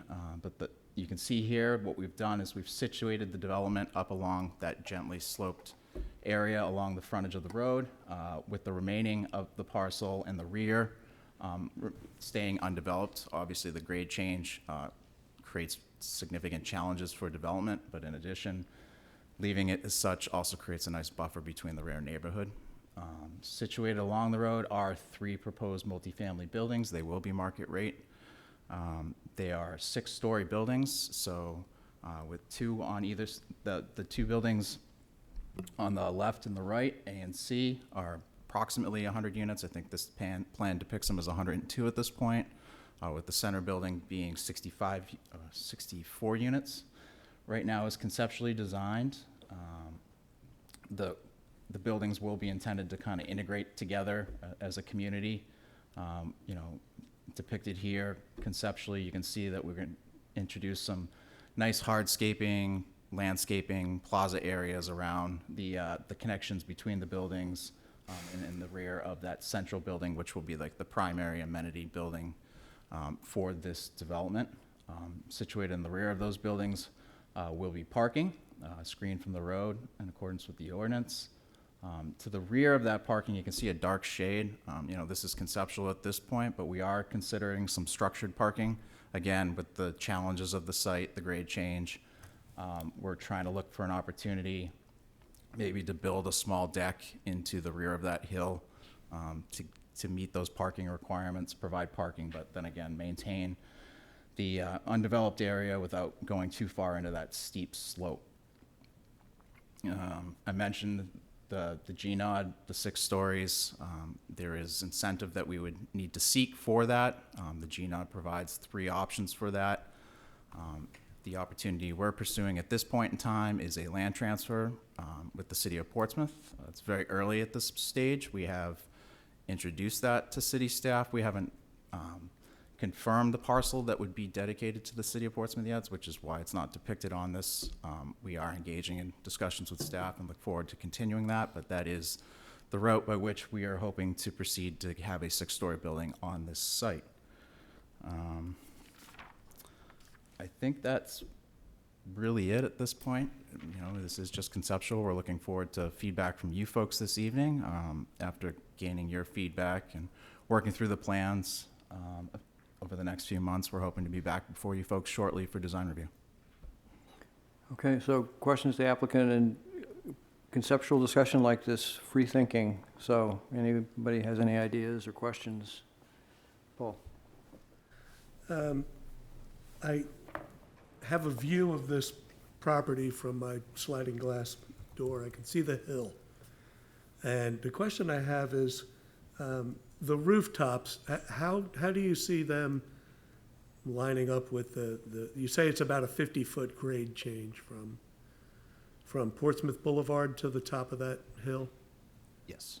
And it varies a little bit. It could be 40 to 50 feet, yes. And the building heights are?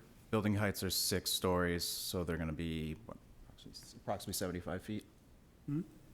Approximately 75 feet. So higher than the hill? Yes, slightly higher than the hill. The grade down below the road is even lower, so maybe there is even further grade change, but yes. That being said, there's a lot of mature vegetation that exists on the top of the hill that I think would screen the tops of those roofs. Okay. Yes, Beth? I'd love to see beautiful sidewalks, and obviously really rebuilding that road, because that road is crumbling and falling apart. I've been down there recently. I'd love to see the recreation area really give some amenities that, you know, I'm assuming you want families in here, so something that would be child-friendly and interesting. I definitely want to keep the buffer of trees existing to the neighborhood. That would be really important, but, you know, working in some sort of family friendly recreation areas that would be safe and secure. I know it's up on a hill, so that might be challenging, but that would be great to see. There's a lot of parking here, so we're gonna have to figure out where to put all the snow. So making sure that that has an appropriate place with all this parking, that's going to create a lot of snow. I'd love to see you put in, especially if you're gonna do the structured parking, you could do some solar panels and really try to make this an energy efficient. That would be great to see as well. And I guess that's all for now. Yes, Bill? So I'm a bit of a disadvantage. I don't understand all of the discussions that you've had with the city on this broader picture. This is great. What you're doing here is much needed, and it'll be very helpful. If you look at the total picture, across Commerce Way there, there's more space than this. This is, and your note indicated that this was kind of the beginning. It's not the whole story. And I'm concerned, I guess, or interested in the recreation component of this. This is, 5% of the population of Portsmouth. And we have parks, and we have baseball fields, and we have basketball fields, and or places and stuff.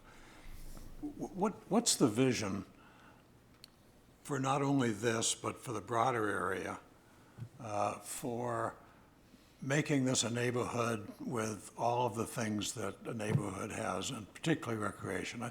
I appreciate you'll have stuff for small kids and so forth. That's inexpensive and doable easily, but a baseball field, paddleball courts, basketball. You're going to have teenagers here, and they're not going to, we're going to want them to be able to be citizens of their neighborhood. Sure. So I guess I can speak to this particular parcel at this time. We have not designed out a full master plan or any sort of future phase yet for this GNOD district. Certainly we're thinking about things and considering those, but right now the focus is this parcel itself, getting this permitted and getting a viable project moving before we move forward with anything beyond that. With respect to this parcel, right now, the envision is, as I mentioned, we're going to retain that vegetation along the hill, and the hope would be able to, while it's very high conceptual, we haven't got into the detail of it yet. Whether it's a trail network, opportunities for recreating out within that. There are some grade change issues, grade change challenges, which I mentioned, so we'll have to work through those in terms of potentially creating meandering paths that would work through. But the idea is to use that existing recreation area for, an outdoor amenity for this parcel itself right now. The larger vision still remains to be seen. I think it would be similar to that. There is opportunity out here for connectivity trail network throughout the development itself. There's some nice wetland areas that were recently improved down along Market Street and Portsmouth Boulevard that may be able to tie back into this. And then, when and if future developments are brought on, which we're not aware of yet, we haven't designed it, but the idea would be to connect all of these in some manner and create a neighborhood. You have, in the property across the street, within the last several months, there's been a removal of vegetation, putting out straw down back to the railroad tracks and heading over toward the office park. So somebody has a vision as to the broader picture. I think the one you're talking about across the street was a stormwater maintenance project. There's a gravel wetland there that had been grown in. So where all that vegetation was grown, that has been cleared out recently, that's in the rear of 75 Portsmouth Boulevard. Right. That's actually a gravel wetland that had been designed to treat the stormwater for that project. So that's what that clearing was for. So maybe this is for us rather than for you, but we have a recreation department that has a set of priorities for the city. We don't have a master plan for recreation or for the city as a whole yet, but somehow building a neighborhood that's 5 or 10% of the size of the city really requires a full embracing of what that neighborhood would be. And I would just encourage you to work with the recreation department or the recreation committee and make sure that one of the downsides of the Sherborne School is that there was a softball field there, and I don't know what the outcome is of replacing that field. There was some question of recreation stuff over at Pease, but there needs to be something of this scale. There needs to be a recreation component that's robust in thinking about it. Okay, thank you for the feedback. Okay, again, this is purely discussion. So I was on the phone the other day getting ready to have a meeting with staff, and I did a quick sketch just to get you guys thinking.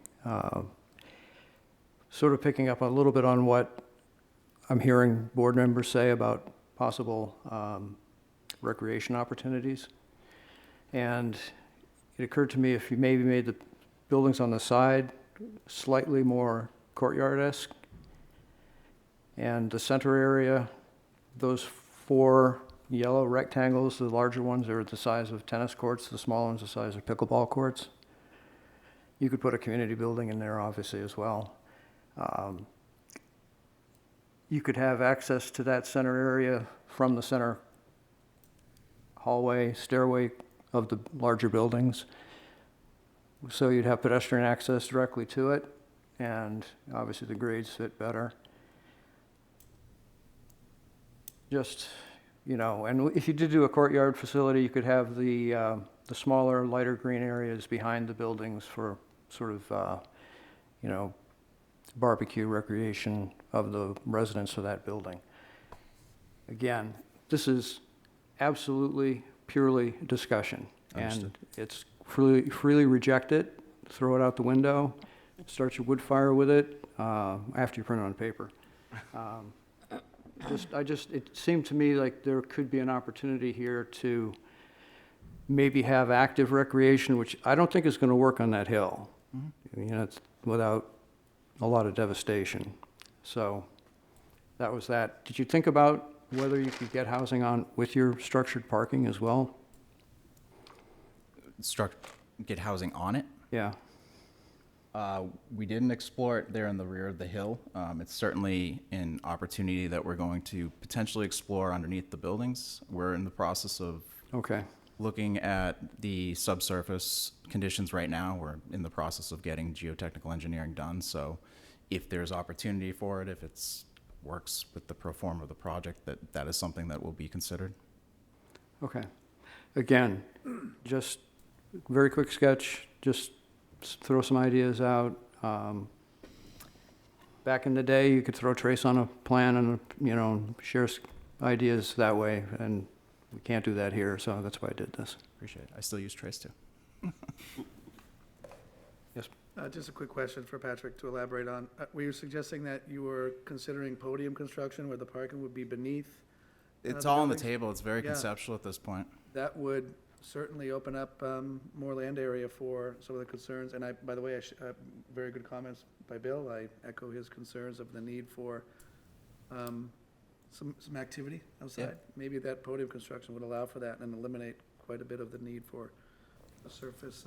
Yeah, I mean, soil conditions will obviously Yep. drive that and Yep. cost, but, you know, it's The other- something we're certainly going to consider. The other thing, you will have competition coming online soon, and, you know, the simple boxes in a parking field, there's going to be a fair bit of that in the area fairly quickly. So if you can find ways to liven it up with some not too expensive amenities, I think you might have a better lock on the market. Thanks. Just a thought. Yes. You know, this is what we had envisioned when we changed the zoning out here, was that this was connected to the commercial properties on Woodbury. And there is a pedestrian bridge there over Woodbury that connects to the ball fields. So there is recreation there existing. But I think what might need to be considered is improvements to the pathways and sidewalks, and certainly the road down there. Like, who's responsible for the road, the condition of the road? I'm anticipating that TAC's going to require us to rebuild that portion of road, so that won't be a problem. Okay. Have you looked at traffic on the outlet at all yet? Not yet. It's early, but it is next on the list to get with the city engineer to scope the study area and get the counts going so that we can proceed with the traffic study. Any other? Do you guys, what do you foresee the unit size being? Are they 1 bedroom, 2 bedrooms? Because you talk about 290 units. If, But if, you know, they're all studios or what? Yeah, I'll turn your attention to, I know it's a little small, the bottom right corner of the plan actually has a conceptual unit mix. So it will be a mix of 1 beds, studios, and 2 beds throughout.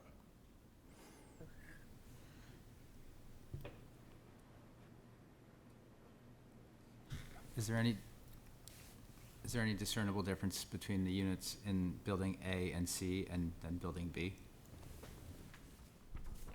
Probably not at this point, no, especially where it's so conceptual.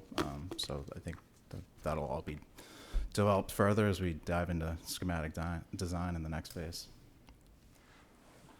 In your best world, when do you think you'd start construction? As soon as we can get through the permitting process. Well, you said you were doing soil testing, so come on. No, in all seriousness, I guess, like I said, our goal is to be back here in front of you folks in about 2 months for a design review. That will kick off, and we'll also get in front of TAC. There are wetlands across the street that the buffer does cross, so we will have to attend Conservation Commission as well for a conditional use permit. So all those things considered, the typical entitlement process here in town can vary. So it could be 6 months, 9 months. Obviously the hope would be that we're in the ground next year, but. Okay, fair enough. Yep. Thank you. Sorry. Yes, Andrew? Do you anticipate it would be phased or all at once? I don't know that we've. All at one time is what the thought is right now, but again, as we work through it, I guess that'll be determined further. Yes, Bill? Just so there's no question, this is all market rate? That is market rate, yes. We are gonna achieve that, achieve an affordable piece by transferring that land to the city that they can then use for affordable housing. Okay, thank you. Thank you.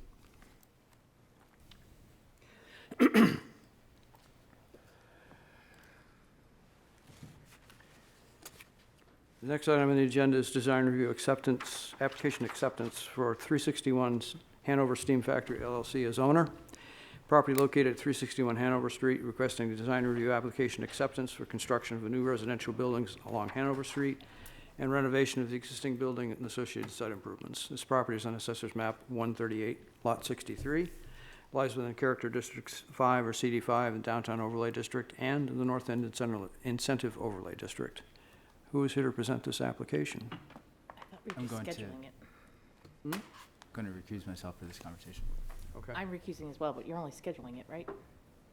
For scheduling it, right. Voting to accept it and schedule. We have to accept it for scheduling a meeting where we can have a hearing.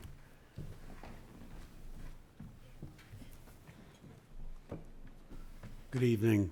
My name is Steve Wilson. I'm co-owner of the property at 361 Hanover Street. As the chairman read and our application states, we're here to begin the process for design review of our project at 361 Hanover Street. I'd like just some guidance on how far you want me to get into how we wind up back here after last spring's presentation, and without getting into the necessarily the statistics of the project, but I'd like to just give you a little brief overview of how the circle we went through to come back here. So last spring in May, we presented a plan that was generally conforming with the zoning in town for the site, which included the vertical expansion and limited horizontal expansion of the existing Heinemann building, which we call Building A. It also included a Building B, which was a building fronting on Hanover Street, which had generally the same proportions, same height, 60 feet of depth, and 180 60 feet long, and I'm paraphrasing within a few feet the dimensions of the building. And during the presentation and subsequent acceptance of that plan by the planning board, became apparent that, you know, things that we knew existed there, that this was a CD5 district, which transitioned to a generally residential district to the, I'll call it the south. It abutted the parking garage and what I'll call a heavily industrial area to the west, and a densely populated residential mixed use to the north and generally east, running on Hanover Street. So it has a lot of different neighborhoods around it, and particularly the Rock Street neighborhood, et cetera. So we went back to work in the month of June and July, came back to the board with a plan that, as an alternative, separated the new buildings facing on Rock Street and Hanover Street into multiple buildings, 3, I think at the time, that had took on the stature of a more residential and lower profile buildings, duplex, a 4-unit row house. So immediately, you know, the immediate reaction, and it didn't really change the configuration of Building A, the vertical expansion and expansion of the existing Heineman building. So we went back to the ZBA because it would have been a pure apartment. These would have been pure apartment buildings. Went back to see if we could get the elimination of the commercial use on the first floor as required in the CD5. Secondarily, the reduction of the vertical first floor requirement of a 12-foot floor-to-floor measurement. That will allow a residential unit to have a stoop and a raised first floor, so it gives us 1.5 foot to be off of the ground, as opposed to like a commercial space where you ideally want to walk right in at sidewalk level, more or less. And we also needed a variance to allow pure duplex and row house types of buildings, apartment buildings, which they become when you eliminate the commercial level. So we've come back to you. We did achieve, after I think anyone would call a thorough examination of the project, we did achieve those 3 variances, which is now allowing us to come back to you. I'll speak to what it allowed us to do with the project, but now you're going to see in front of you a generally similar vertical expansion of the Heineman building, a subdivision to its own lot of the Last Chance Garage, which is a woodworking, you know, I'll call it a vintage woodworking shop that operates as a separate satellite location fronting on Foundry, so nothing about that has changed. It shows the same vertical and horizontal expansion of the existing Heineman building into 24, now through the conversion of the lower level to residential, 26, 27 residential units, and all of the necessary parking behind that inside of the building at grade. What did change, it's the courtyard in front of it is significantly similar in dimensions. Without getting into the analysis, I know you'll put it through, and building with 4 additional buildings. So the site plan you'll see has 2 duplexes facing Rock Street in a more traditional architectural form. Instead of harvesting the commercial level as additional residential, we eliminated that level, so these buildings are significantly lower than the CD5 would have allowed. So I'll just repeat that we we gave us the opportunity to terrace the elevations of the project towards the Rock Street neighborhoods and come very close to elevations that exist in that neighborhood. An additional duplex then there's a driveway entering it, which is in a similar location as our previous driveway off of Hanover, a little south of the intersection of Pearl Street. Another duplex occurring facing Hanover Street, a different architectural but hip roof, very traditional looking building which may have occurred in the area that we call Building C. Also, with all of these having their own parking to the rear, as you would have at grade. And a fourth building, which is an apartment building having 6 flats, 3 stories of 2 units per level, with 2 smaller residential units directly on Hanover, and also the parking behind. So, you know, I'll just make the general statement that the plan has come. I think we're very happy with the plan. It gives us a mix of residential uses. We have some flats, we have some townhouse, duplex-style townhouses. The buildings are separated by meaningful alleys and sidewalk, et cetera. And here we are back in front of you, hoping that we have a thorough application that is more in line with what, as a transitional area, even though the zoning doesn't transition, we feel like our project does. And we've been able to make literally half of the project a story lower, creating that physical transition. So a lot of the utilities, drainage, site travel distances, et cetera, have remained significantly the same, and we've already been to TAC for the review. I'm sorry if I don't use the right terms for each, but the informal feedback, have subsequently had meetings with the utility company, DPW, et cetera, and are queued up to be in front of TAC for a formal review April 1st.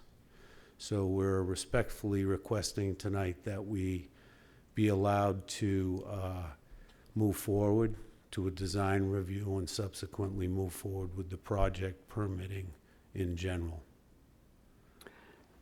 Thank you. So the purpose of tonight is just to accept the application so we can schedule that meeting as he's requesting. So any questions tonight? I mean, we have seen this application, this property before. Looking for a motion? We can, yeah.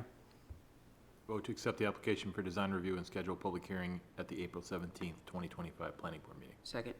Any discussion? Yes, Bill? I've got just one question. In the earlier version, there were a few spaces that were below market on rental rates. Does the change in design have any impact on what that number is? I think there's 2 answers to that question. The quick answer is we do wind up with some smaller, more affordable units here, whether they would qualify under the market condition as, say, a 2-bedroom or whatever. That's not necessarily part of our application. I do want to point out, and it's a relevant point, that in going to the TAC, we had proposed a multimodal way that would have allowed a vertical expansion of the existing Heinemann building by another story or 10 feet, but effectively another story. Subsequently, we found out that would have been for pedestrians, bicycles, et cetera, going from Rock Street, that neighborhood, through our project and down Hill Street. So there was 2 problems with that. One of them was that Hill Street is not a public way from our property to Autumn Street. And there's an abutter, at least one, who is dramatically opposed to us using it as a multimodal way. We also found out from the TAC, which is completely relevant that it needs to be what I would call an omnimodal way, meaning it has to have all forms of transportation, not just multiple, like bikes and scooters and pedestrians, et cetera. It has to include motor vehicles. So we're not in a position at this point to pursue that. Also, I think there was some significant opposition to any more vertical expansion in the neighborhood, considering one end of the Heinemann building does front, the sideline is on the Rock Street neighborhood. Yes. So that's not part of our current application. So the answer is that there will not be any below market rate units? Correct. That's correct. Tony? Thank you. Just for clarification of what you're just discussing, can you, in thinking about someone walking, thinking about someone's on a bicycle, and thinking about someone driving up Hill Street, and they come to this non-multimodal way, what's the experience? What's the user experience? Is there a gate blocking this? Are people allowed to walk through there? What's the plan? Our intention in our original plan showed, and I believe this one does too, but I obviously want to double check that, but there was a gate which allowed limited access to go through there for motor vehicles. However, you'll see a sidewalk on our plan that leads to our property line, which it would then be up to, for instance, the Foundry Place to allow the continuation of pedestrians. But our plan would allow pedestrian transition across our property. I just can't guarantee that the Hill Street owners would continue to allow that. Yeah, you can only control what's on your property. Correct, yeah. But just so I want to repeat it so I understand, your intention is to have some sort of gate to prevent vehicles other than the renters, the people living here to pass through that gate. The building right next door to us, it's a 6-unit condominium building, has the right to use our driveway to access Hanover Street. I'll point out, and you'd see from the site plan, that there's approximately 14 feet from the corner of our building to the abutter's property line. And, we found that what untethered traffic going through there is untethered. I mean, they go by our front door at 30 miles an hour.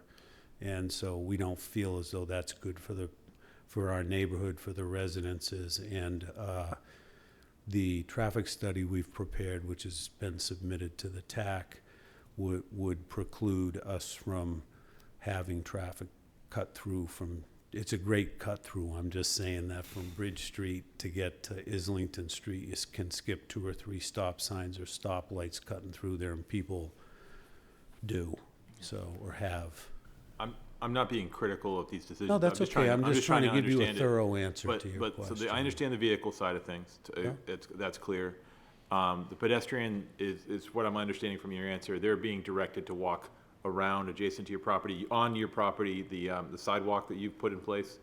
They're not going to walk through that area? We have a sidewalk that begins at Rock Street, and we would not be objectionable to pedestrians continuing to use it. It's a fairly busy pedestrian thoroughfare, so we don't have any intention of closing that off or enforcing a restriction on that. Okay. Once again, though, they have to be able to get down Hill Street, otherwise they're just trapped there. So next month, be prepared to talk about pedestrian and vehicle Bet I will. circulation. And bet I bicycle. And Oh, bicycle. yeah. Multimodal. We 'cause want that, yeah. Well, just to answer you clearly. There's an area in the neighborhood, and they're getting to and from a parking garage, and they're Yep. going to be navigating this area. So I'm not saying there's a right and wrong way to do it. I just want to know clearly what it is, so we can make other decisions Yeah. regarding that. Thank Yeah, you. good. And I'll be prepared to speak more directly to that next meeting. Fair enough. Right. It was just pointed out to me that I should have asked Frank to sit for Mr. Simonis. So Frank, you'll be voting on this. Okay. Unless you were conflicted out as well. Not this time. Thank you, Peter. My mistake. So we have a motion, a second. Any other discussion? I do have one question. Yes. You mentioned that the height was very close to the Rock Street buildings. There were some believe there are some residents from like this area that were concerned about the general height of the developments in the area. How close is very close? Well, we have in our package, I believe in this package, we have analyzed those elevations. I would tell you that the allowed height in the district, the height of our previous building to the peak, would have been 56, 57 feet. The midpoint of that building would have been 40 feet to the midpoint of the roof. The midpoint of these buildings is a little over 30 feet. So the 10 feet that we were allowed to eliminate from the lower level allowed us to use, first of all, a shallow hip roof, which has only got a 6-foot transition from the eave to the peak, and it's measured to the center of that. So I think it was 32 or 33 feet was the average elevation. And the building is set up 1.5 feet off of the sidewalk, so that factors into it. But we have a very comprehensive elevation study in our package. The building, like Pearl Street, is 40 feet or more. The church, there's a building right across the street on the other corner of Pearl that's 2.5 or 3 stories. So when I say very similar, they're pretty close. So. Okay. Yes, Paul? This project is vested to the zoning from the previous design review, correct? For a previous project. Different project. Okay. So if we didn't accept this, then it would not be vested to the current zoning. It won't change until the design review process is, we vote to have it complete, and that can only happen at a public hearing. So that can't happen tonight. We're just scheduling the opportunity for that to happen. Okay. Do you understand? Okay. Yeah, but if it didn't, it wouldn't be vested to the current zoning. If we didn't accept Zoning changed. Right. As of tonight, they're still vested to the prior zoning, but they have variances which allow them to do a different project. And that's what they're trying to do. Correct? Correct. It's our intention to abandon the previous vested plan and move forward with this plan. And we're quite confident that with the variances in place, that this is a much better plan for everyone, including the neighborhood and the city and ourselves, but also that it meets your criteria. Thank you. Any other questions? All those in favor? Aye. Any opposed? We'll see you next month. Thank you all. We'll look forward to working Thank you. with you again, getting this dialed in. Thank you. All right.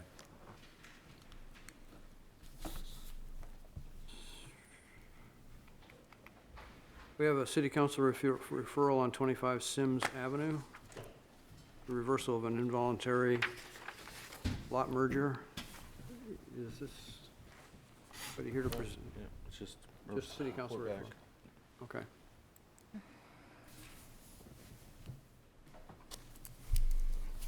Just a report back, I'm told.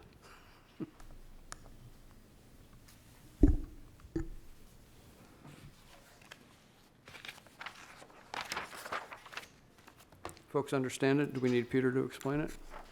Please, briefly. So, the applicant is requesting to unmerge one of the lots that was, this used to be 3 lots. His aunt owned it and built a house that crossed 2 of the lots in the 60s, and then they purchased the 3rd lot next door, and then at that time, the assessor merged them all. So he's requesting that the part of the property that's still vacant and would constitute the 3rd lot be unmerged. The assessor reviewed this and recommended that, yes, that lot can be unmerged. Just the one that's vacant, the 3rd lot, which is known as Lot 44. So that he submitted a packet to City Council. City Council referred it to the assessor and Planning Board for a report back.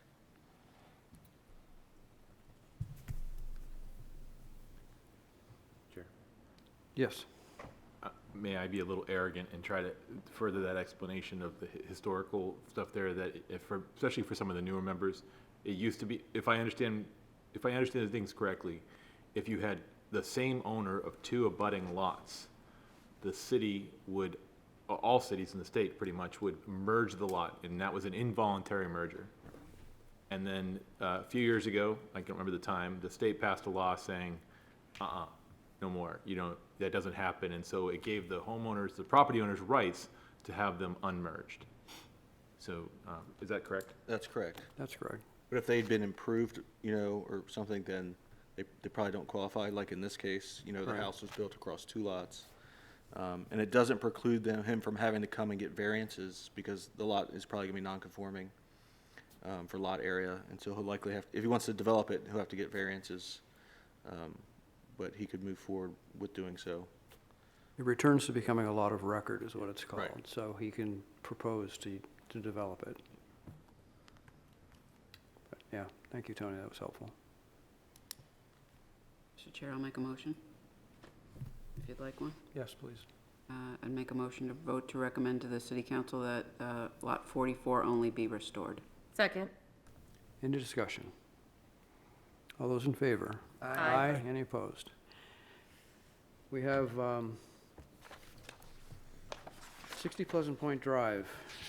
Is anybody here to present or discuss this, or is this just? Eric Weiner is on the Zoom if you have any questions for him, or Okay. he's raised his I hand. can, But yeah, go ahead. I'll give you an outline. This was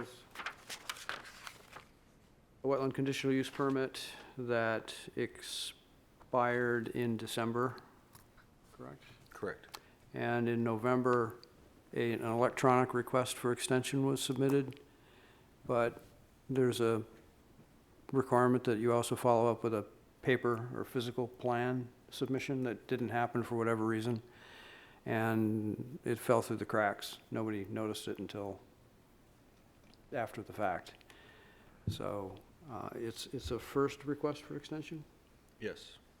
So it's had everything come in on time, which it started to with the electronic submission.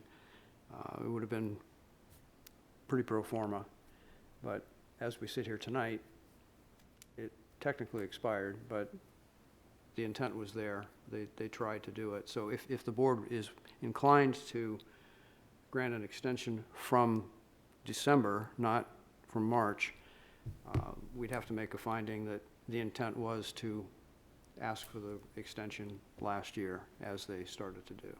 That's my opinion. Eric, would you like to add anything to that?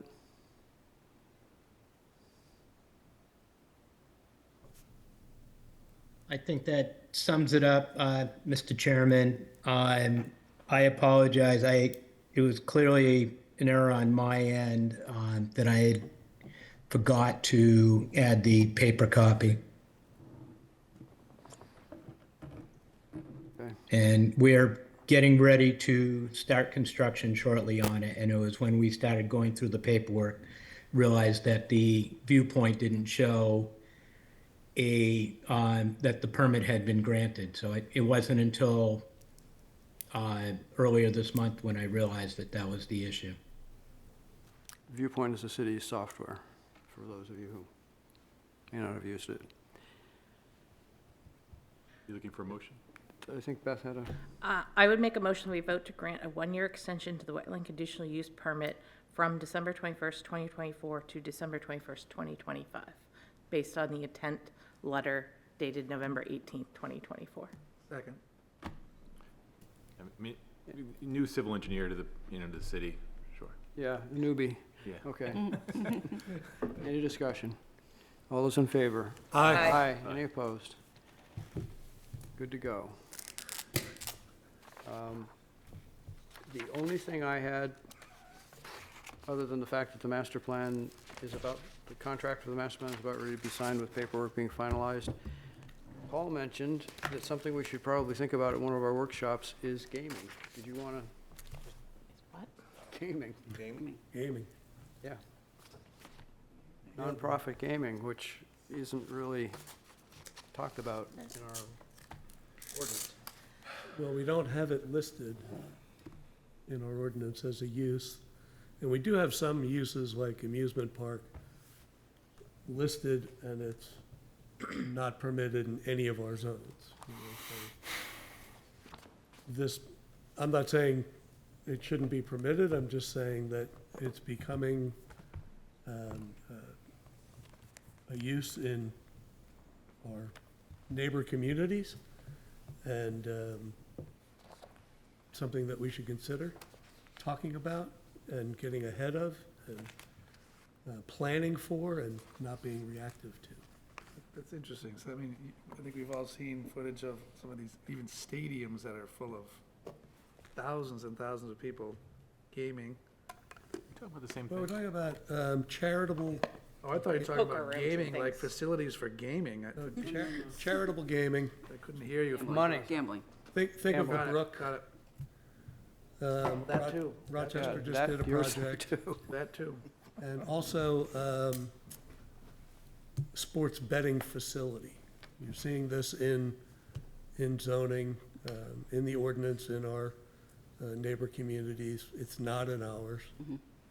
And my question would be that this would be a ballot measure? Like if you were to, I think we'd have to ask legal. we couldn't get Keno approved, like. Well, exactly. I'm thinking, if we can't get Keno to go through the ballot vote, how are we gonna get this? Because I feel like this is a But jump it's just from the some, other you know, direction. if Portsmouth didn't want it, should it be in the ordinance, not permitted in any zone, instead of just absence from the ordinance? I guess is the question. We think about it, and also it's a legal question for sure. So. And one other item that we might want to consider is, I don't think it's in our ordinance, is build to rent. Might consider that. I didn't quite hear you. Can you say that again? Build to rent, single-family homes for rent, rather than, some cities are taking a different view of the zoning on those because of one ownership versus multiple owners. So how would build to rent be different? So, Some communities have zoning that tighter, they allow shorter setbacks, closer setbacks, and just for, for a community that, such as ours, is really focused on providing more housing and different types of housing. It's not in our ordinance, I don't believe, the build to rent. Sort of like a condo or townhouse, but townhouse is separated. So maybe just explore what the other communities are doing for that zoning. okay. We've talked about co-housing, which is not dissimilar from, I think, what you're describing as something to think about. This is often for people that want to live in a house, but they can't afford down payments, all the things that the barrier to entry is very high, or elderly that don't want to be, worried about leaving a loved one with the burden of a home and that sort of thing, whereas, they can be more mobile in a rental, but they don't want to have somebody living on top of them. So it's just another type of housing that we might want to consider. It's growing, I'm seeing it around the country, and people seem to be adopting specific standards in their zoning for that type of housing. We can ask our master plan consultant about that, too. I bet they have some ideas about that. And with that, I'm going to, So we have a work session next week. we have a work session next week. Yeah. Oh, You I don't had have my calendar. indicated that at the February work session that we would have one. okay. Just check the good old calendar here. To talk about the Hanover Hill Street area, downtown overlay. What time? It would be at 6 on Thursday. I will not be here. I will not be here. I mean, if Andrew and I will not be here. I will not be here. okay, we don't have to. We can have it Okay, in I do April. have it in my calendar. Everybody still want to have the workshop next week? On what again? Hanover zoning? Hanover Hill Street and downtown overlay. We didn't get to solar. I haven't done anything with the solar. Need to look further into that. Well, this is why I asked earlier about the vesting on that project, because we had a workshop and we were talking about zoning and changing zoning over there, and And I believe that we're continuing that conversation Right, as we were well. considering that conversation. I think we move forward no matter what, yeah. because if it doesn't get built, then the zoning will be different. Better March than July. Let's do it. And if it's a short meeting, it's a short meeting. Okay. Okay. With that, I'm going to adjourn the meeting. Thank you very much. Thank you. Yes.